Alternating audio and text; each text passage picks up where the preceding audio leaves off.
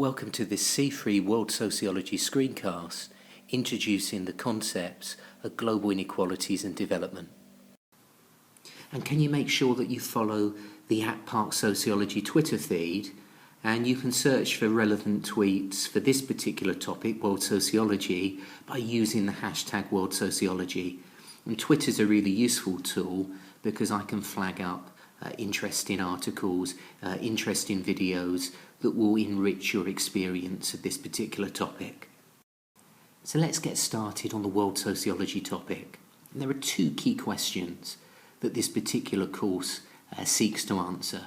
And the first question is this one: why are some countries rich and others desperately poor? Now, in sociology, we use this term, global inequalities, to describe the uneven distribution of things like wealth and income and opportunities around the world. And one simple way in which we can illustrate just how wide these inequalities are is through this champagne glass analogy.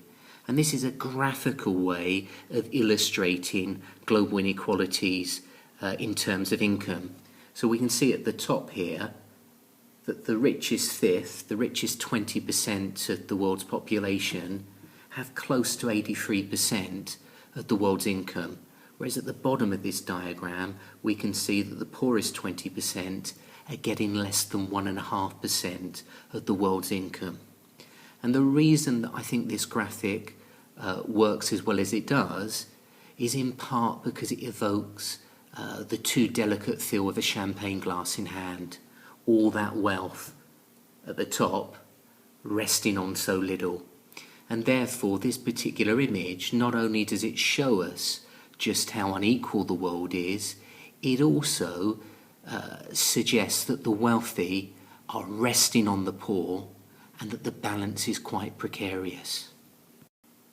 Now, one interesting geographical factor to bear in mind when you're looking at global inequalities is this north-south divide. So most of the rich countries in the world are in the north. Okay, they're the countries in blue. There are a few exceptions. You've got countries like Australia and New Zealand that also are prosperous, but the vast majority of rich countries are in the north. And these richer countries that are in blue are sometimes also referred to as the minority world. And this refers to their share of world population. So only about 20% of the world's population live in these countries with the colour blue. Poorer countries in the world tend to be much more concentrated in the south, so in Central and Southern America, in Africa, in parts of Asia. And sometimes we also use the term the majority world to describe these countries because about 80% of the world's population live in these less economically developed countries. And of course, we should also bear in mind that there are often big inequalities within countries. And this is true not just of poor countries. Even in very rich countries like America, there are often very big gaps between the rich and the poor within those societies. And these global inequalities have a huge impact on people's life chances. So people's opportunities to live a long and healthy life are massively influenced by where they live. And in class, I'll illustrate this through a very powerful and moving documentary from the Why Poverty series about variations in maternal mortality rates. So in some of the world's poorest countries, in sub-Saharan Africa, the maternal mortality rate is really, really high. So in a country like Nigeria, in Western Africa, 1 in 8 women die as a result of childbirth.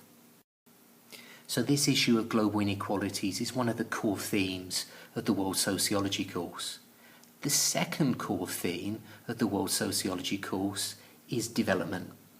And this is really about this question: how have some previously poor countries actually managed to develop to become relatively wealthy, whilst others have not? So Asia, for example, has doubled its global economic activity over the past 50 years. So there's been rapid economic development in many countries within this region. For example, if we look at the so-called Asian tiger economies of South Korea, Taiwan, Hong Kong and Singapore, these are countries that have experienced rapid economic development over the last few decades. Whereas in contrast, many poorer countries in sub-Saharan Africa have made little progress in terms of their economic development. So one of the central themes of the World Sociology topic is understanding the processes that influence development in poorer countries. However, there's a lot of debate about how we actually define and measure development and underdevelopment. And we shouldn't necessarily assume that development means that poorer countries have got to become more like us. In other words, we need to try to avoid what sociologists call ethnocentrism. So ethnocentrism is when you use the norms and values of your own culture as a yardstick by which to measure other countries that might have very different values and different norms. So we shouldn't necessarily assume that our cultures are superior to the cultures that you find within poorer countries, and we shouldn't assume that the way in which we measure progress should be generalised to other countries. Now, broadly speaking, development is related to the progress that a society is making in improving the quality of life for its citizens. But as we've just seen, development is essentially a contested concept. People have different ideas about what counts as progress and the different ways in which we might go about measuring it. So when we're ranking countries in terms of their development, where countries end up in our ranking system is dependent on how we operationalise development. It's dependent on the definitions and the measurements that we use. So a country like the USA might rank very highly if we're using economic indicators of development to do with wealth and income, but it would come near the bottom of a ranking system if we were looking at environmental indicators of sustainable development. So how we choose to operationalise development, which is in part always a value judgment, will end up shaping the data that we actually collect. Now, traditionally, there have been two main approaches to measuring development. There's been economic development, which focuses on things like wealth and income, and then human development or social development that focuses on key indicators to do with things like education and healthcare. More recently, there's been a focus also on the environment and the concept of sustainable development. So in the next screencast, we'll focus on economic development and human development, and in a couple weeks' time, we'll look at environmental indicators as sustainable development.